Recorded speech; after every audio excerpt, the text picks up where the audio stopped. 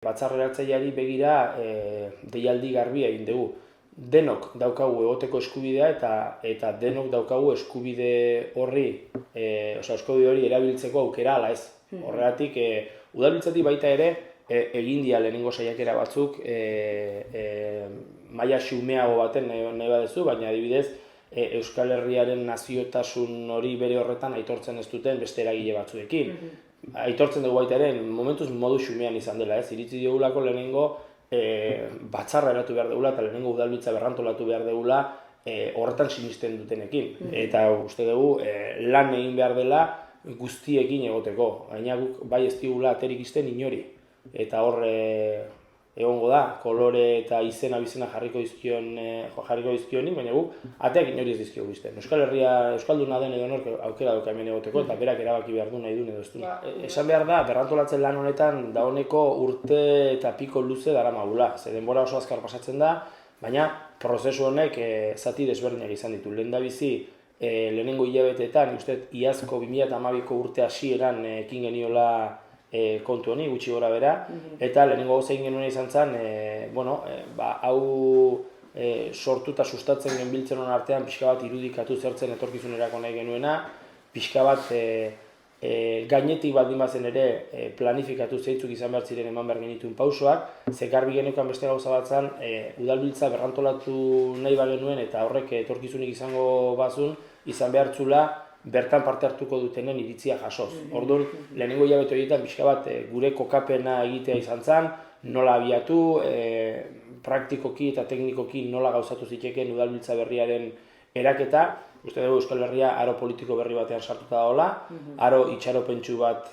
dala, eta orain inoiz baino gehiago importantzia daukala elkarren arteko harremanak eta batez ere oinarriko harremanak, ez? Kontutan hartuta, udalbiltza dela Euskal Herriko herrialdetako udalerrien harremana saretzeko erakundea, zerbait behin-behinekoa iruditzen zaio, ez? Lehen etxi beharrekoa eta da, azkenean harreman sozialak, politikoak, pertsonen artekoak herrietan hasten dira eta behar du erakunde batek nazio ikuspegiarekin erreferentzia bat izan, ez? Eta guretzako udalbiltza da referentzia hori. Orduan, pixka bat hori azalduz bidali genien hautetxe gonbidapena eta baita ere eskatu genien atxikimendu moduan bere iritzia. Hori izan zen lehenengo fasea.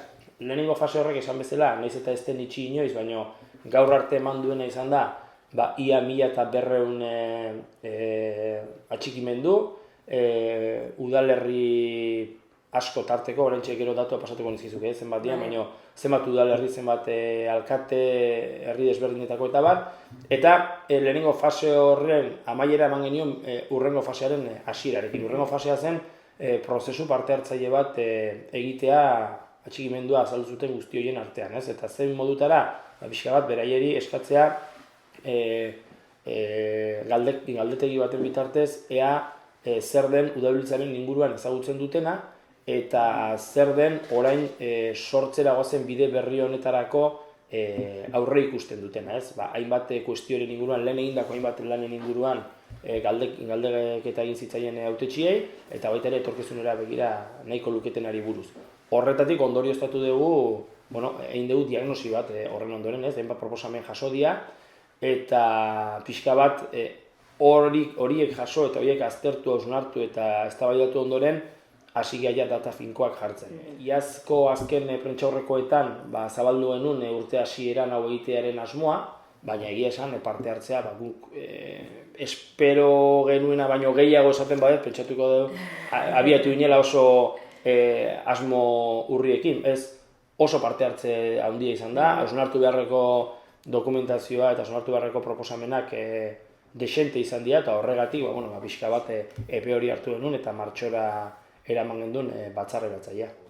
Vitorio Eugenian egingo duguna da udalbiltza martxan jarri. Horretarako lantzen ari da jasotako proposamenen arabera eta talderagilea lantzen ari da estatuto proposamen bat, baita ere bideratuko dena hautetxiengana eguna baino lehen, eta han egingo dena da alde batetik udalbiltza beraren ibilbidea izan behar dunaren estatuto horien onarpena egin, eta dagoeneko batzar eragilea izan garen ontzat beste fase bat hasiko da eta benetan importante izango da hautatuko den zuzendaritza taldea.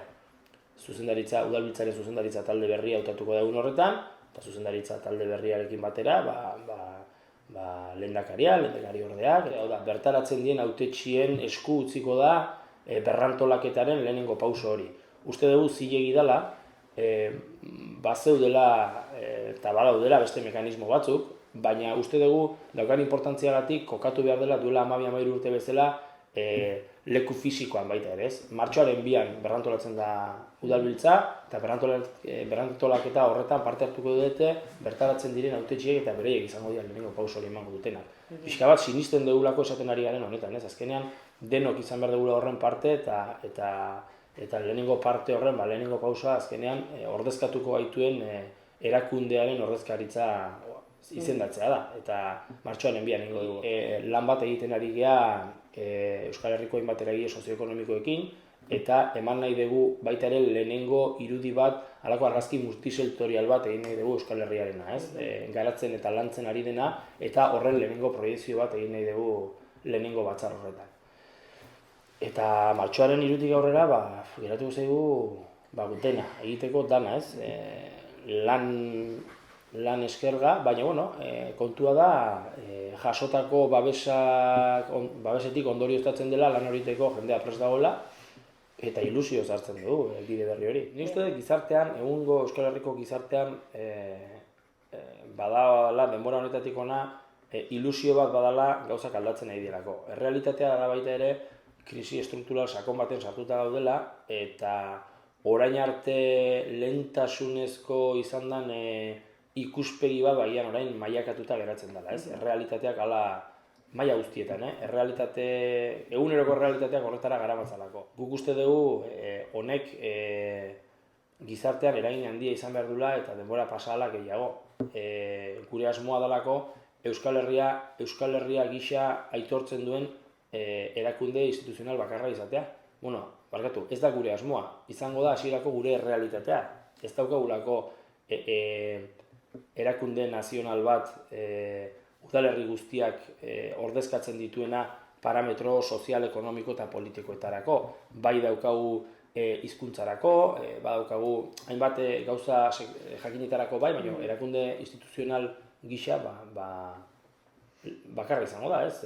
Ordezkatzen dituzten erakunde politikoak ez dira 7 herrialdeak bat hartzen dituztenak.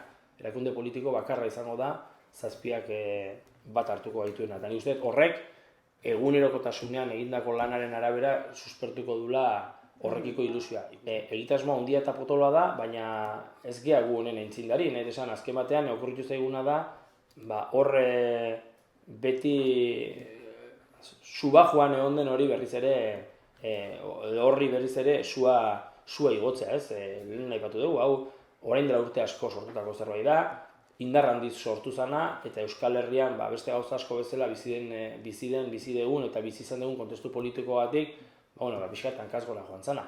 Baina azpimarratu nahi nuke hasieran bezala, etzen hankaz gora joan bakarrik kontestu politikoagatik eta parte hartzen zutenen artean desberdintasunak egon zialako. Besteak beste eta horrek ere asko bereiztu zuen bere garaian, ohituak gauden ideien jazarpen politikoa tarteko izan zelako. Eta erabat zilegia zen, eta hori ja ez diot nik, hori azkenen epaileek esan dute ez, erabat zilegia zen lan politiko bat egiteagatik, horretan zebiltzan asko espetxeratu, zigortu eta jarraitu zituztelako. Azpimarratu bukatzeko udalbiltzaren berrantolaketaren helburuak bi diala, bat 5 printzipioekin bat egitea eta horrekin bat egiten duen orok daukala lekua, eta bi bere sorreran udalbiltzak izan zuen eta gaur arte dirauten bi espresio horiek udalbiltza berri honetan bat egitea gaur, bidean eta etorkizunean.